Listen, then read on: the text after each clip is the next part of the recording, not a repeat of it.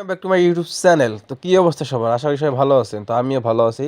তো আমি আজকে যাচ্ছি আদিতমারিতে, কারণ ওইদিকে একটা আপনাদেরকে জিনিস দেখাবো। সেটা তো আমি এখন বলবো না, সেটা আপনাদেরকে দেখাবো। আর সেটা দেখার জন্য আপনারা ব্লগটির সাথে থাকবেন। আর ওইখানে অনেক সুন্দর একটু দেখার মতো জায়গা আছে, সেটা আপনাদেরকে শেয়ার করবো আপনাদের সাথে সবার সাথে। তো ওখানে আপনারা দেখতে পারবেন। তো গাইস, এটা হচ্ছে রোড, মেন রোড, যেখানে বাস ট্রাক চলে, যে রোড দিয়ে আমি লোকাল অতিক্রম করে ফেলেছি। আর আমার সামনে একটা পিক আপ আসতেছে, ওটাই দেখতে পারবেন যে এটা লোকাল রোড। হ্যাঁ, তো এই রোড দিয়ে আমি যাচ্ছি সেই আদিতমারি এটা রোড, সাপড়িবাড়ি থেকে আদিতমারি। তো সেই রোডে আমি আছি, এটা হচ্ছে মেন রোড। আর আমি যাচ্ছি এই যে বাইসাইকেলে, কারণ টাকা পয়সা নাই, তাই এখান থেকে যদি কিছু ইনকাম হয় তো আমি অটোতে যাব।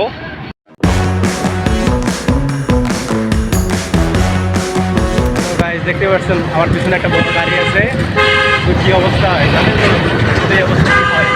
তো আমি যাইতেছি সাইকেলে করে, এই যে আমি। তো আমার অবশ্যই একটা অনুরোধ, তাপমাত্রা তাপমাত্রা আছে আদিতমারিতে।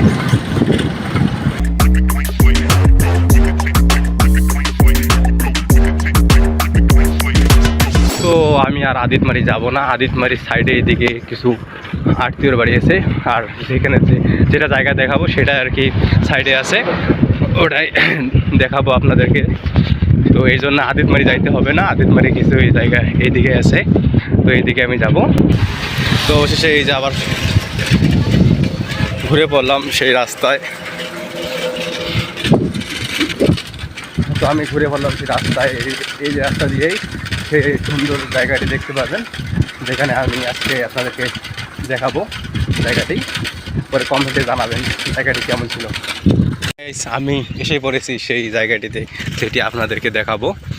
এই যেটা জায়গা দেখাবো সেটা হচ্ছে এই দিকে, আর আমি যেখানে যাব সেটা হচ্ছে এই দিকে।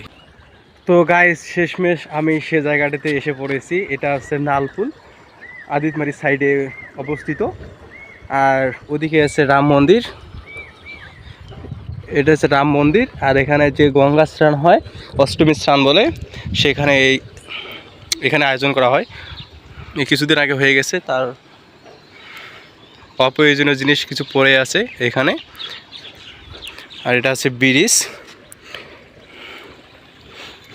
এটা রেললাইনটা হচ্ছে আদিতমারি, এটা এদিকে আদিতমারি থেকে লালমনিরহাট পর্যন্ত।